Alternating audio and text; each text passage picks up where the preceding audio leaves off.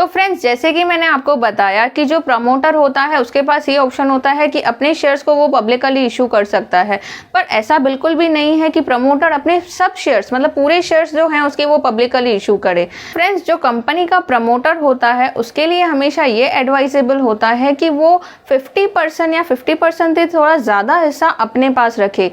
ऐसा करना क्यों ज़रूरी है? क्योंकि वो कंपनी का ओनर है। अगर उसके पास कंपनी का ज़्यादा हिस्सा रहेगा तो उसके ओनरशिप अच्छे से बनी रहेगी। अगर उसने कंपनी का 50% से ज़्यादा बाहर इशू कर दिया तो अगर किसी इन्वेस्टर ने उसमें ज़्यादा इन्वेस्टमेंट कर दिया तो वो कंपनी के ओनरशिप को हथिया सकता है, मतलब वो अपने कब्जे में कर सकता है। तो इसकी वजह से जो ओनर होता है उसके पास हमेशा 50% या 50% से ज़्यादा शेयर्स होना ज़रूरी है।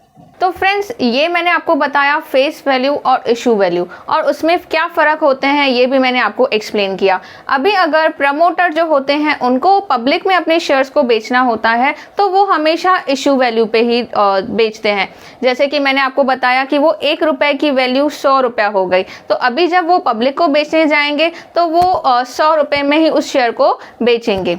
उस शेयर्स के बेचने की जगह जो होती है वो फर्स्ट टाइम अगर बेच रहा है तो वो होता है प्राइमरी मार्केट। अब प्राइमरी मार्केट और सेकेंडरी मार्केट दो मार्केट होते हैं जहां पे हम लोग शेयर्स को बेच सकते हैं। अगर आपको ये सीखना है तो आप मेरे आई बटन में दिए हुए पहले वीडियो को देखिए जिसमें मैंने इन्वेस्टमेंट के बारे में बताया है और उसमें मैंने प्राइमरी और सेकेंडरी मार्केट को और IPO को अच्छे से एक्सप्लेन किया हुआ है। अभी आते हैं हम लोग प्राइमरी मार्केट में। अगर प्रमोटर को फर्स्ट टाइम अपने शेयर्स को पब्लिकली बेचना है तो वो प्राइमरी मार्केट के थ्रू ही बेच सकता है, जिसका प्रोसेस होता है IPO। IPO का फुल फॉर्म होता है इनिशियल पब्लिक ऑफरिंग।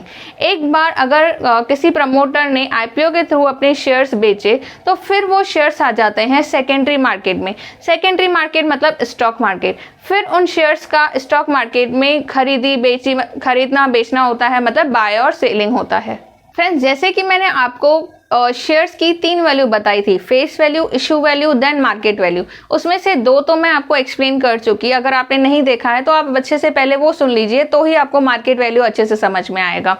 IPO में लिस्ट होने के बाद जो शेयर्स की वैल्यू बनती है वो आके स्टॉक मार्केट में बनती है, वो होती है उनकी मार्केट वैल्यू। अभी जो इशू वैल्यू होती है और जो मार्केट वैल्यू होती है उसमें हो सकता है कि डिफरेंस हो।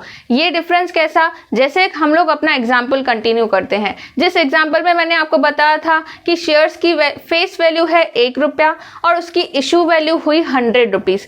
हो सकता है कि मार्केट में वो कंपनी के शेयर्स आने के बाद उस शेयर्स की वैल्यू 120 हो गई हो, मतलब उन शेयर्स की वैल्यू और बढ़ गई हो, या हो सकता है उस शेयर की वैल्यू जितनी हमने सोची थी, मतलब प्रमोटर ने सोची थी कि 100 रुपया होनी चाहिए, उतनी ही 100 रुपया ही रही हो। और हो सकता है कि जितनी प्रमोटर ने सोची थी 100 रुपया, उससे कम वैल्यू हो गई हो, मतलब 90 रुपीज हो गई हो। यस, ये तीनों पॉसिबिलिटीज हो सकती हैं, जैसे कि 100 का 120 हो जाना, 100 का 100 पे ही रहना और 100 का 90 रुपीज हो जाना। अभी आप सोच रहे होंगे कि ये मार्केट वैल्यू क्यों ऊपर नीचे हो गई, जबकि जो प्रमोटर था उसने तो बरोबर कैलकुलेशन करके अपने इतने सालों की मेहनत जोड़ के उस शेयर की वैल्यू फिक्स की थी 100 रुपीज। वो 100 रुपीज वैल्यू बढ़ भी गई या कम भी हो गई, ऐसे क्यों हुआ? इसके ऊपर नीचे, मतलब शेयर्स की मार्केट वैल्यू ऊपर नीचे होने का ये कारण एक हो सकता है कि उस कंपनी की डिमांड और सप्लाई। डिमांड एंड सप्लाई मतलब उस कंपनी के शेयर्स की डिमांड एंड सप्लाई। अगर हम लोग डिमांड एंड सप्लाई को एक जनरल टर्म में समझने जाएं तो हम लोग ये मतलब समझ सकते हैं कि किसी चीज़ की अगर डिमांड बहुत ही ज़्यादा है और उसकी सप्लाई कम है तो ऑटोमेटिकली उसकी जो प्राइस होती है वो ज़्यादा हो जाती है। और इसका उल्टा भी हो सकता है, अगर डिमांड कम है और सप्लाई ज़्यादा है तो वो टाइम पे उसकी चीज़ की वैल्यू कम भी हो सकती है, मतलब उसकी प्राइस कम भी हो सकती है। तो वैसे ही सब होता है शेयर मार्केट में भी। अगर किसी शेयर की किसी कंपनी के शेयर की जो वैल्यू होती है वो बहुत ही ज़्यादा है, दैट इज उनकी डिमांड ज़्यादा होगी और सप्लाई कम होगी। और वैसे ही अगर उनकी प्राइस कम है तो मतलब उनकी डिमांड भी कम होगी और सप्लाई ज़्यादा होगी। अभी यहाँ पे हम लोग ये डिमांड और सप्लाई जो है वो क्यों होती है? देखो, अगर किसी कंपनी के शेयर की वैल्यू ज़्यादा है तो वो ज़्यादा क्यों होती है? कोई कंपनी ट्रस्टवर्दी होती है, मतलब इन्वेस्टर्स में इन्वेस्ट करना पसंद करते हैं, या कंपनी अच्छा खासा रिटर्न्स देती है, कंपनी बड़े प्रोजेक्ट्स पे काम कर रही है, या कंपनी ऐसे भी बोल सकते हैं कि उनका जो फ्यूचर है वो बहुत अच्छा दिखाई देता है इन्वेस्टर को। इसकी वजह से उनके शेयर्स की इन्वेस्टर ज़्यादा डिमांड करते हैं, और उन ज़्यादा डिमांड होने की वजह से जो उनकी प्राइस होती है वो ज़्यादा ऊपर भी जा सकती है।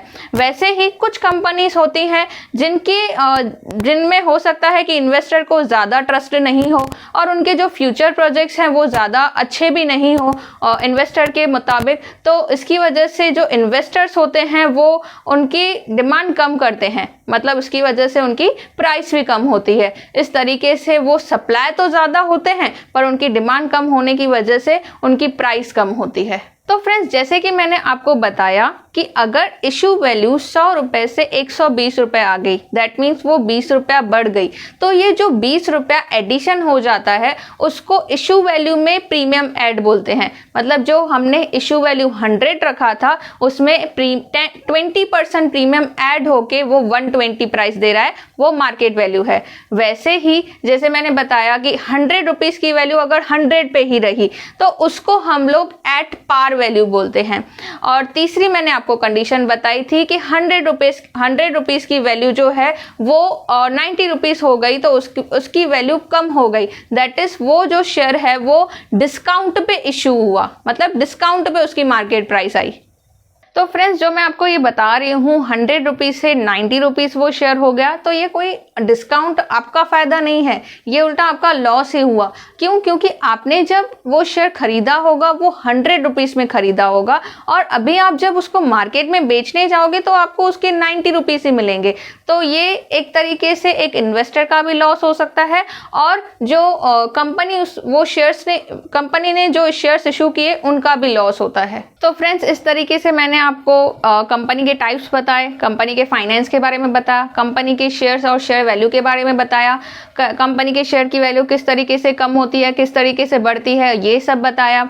वैसे ही ये सब पॉइंट्स जानना क्यों ज़रूरी है, क्योंकि हम लोगों का जो नेक्स्ट लेक्चर आने वाला है वो हमारा इंडाइसिस के बेस पे रहेगा, जो इंडाइसिस को समझना अगर बहुत डिफिकल्ट होगा अगर आपने ये सब पॉइंट्स नहीं समझी हैं। तो अगर आप इंडाइसिस को अच्छे से समझना चाहते हो तो इन सब पॉइंट्स को अच्छे से आप सुन लीजिए, समझ लीजिए, और अगर आपको कोई भी डाउट्स हो तो आप हमसे कमेंट सेक्शन में पूछ सकते हो।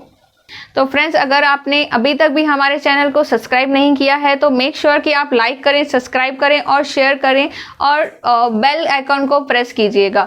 अगर आप बेल आइकन को प्रेस करेंगे तो आपको हमारी न्यू वीडियोस की नोटिफिकेशन जल्द ही मिल जाएगी, और आप जल्दी से ही उस न्यू वीडियोस को देख के अपने इस नॉलेज को कंटिन्यू रख पाओगे, और अच्छे से आप पूरे स्टॉक मार्केट की बेसिक्स ऑफ स्टॉक मार्केट की सीरीज को समझ पाओगे। तो इसी तरीके से हम लोगों के सोनियाज फाइनेंशियल एजुकेशन क्लास का 3rd लेक्चर यहीं पे ही ख़त्म होता है। जैसे कि मैंने आपको पहले भी बताया था, अगर आप हमसे बेसिक्स ऑफ स्टॉक मार्केट के बैचेस में जुड़ना चाहते हो और डिटेल में इंफॉर्मेशन लेना चाहते हो तो आप हमसे कांटेक्ट कर सकते हो। हम आपको ऑनलाइन और ऑफलाइन लेक्चर्स भी प्रोवाइड करेंगे, जिसके थ्रू हम लोग आपको सर्टिफिकेट्स भी देंगे, जैसे कि आप दूसरे स्टूडेंट्स को या दूसरे किसी लोगों को टीच कर सको बेसिक्स ऑफ स्टॉक मार्केट के बारे में। तो फ्रेंड्स, आज का हमारा लेक्चर यहीं पे ख़त्म होता है। जल्दी आपसे मुलाकात होगी नेक्स्ट लेक्चर में। जय हिंद।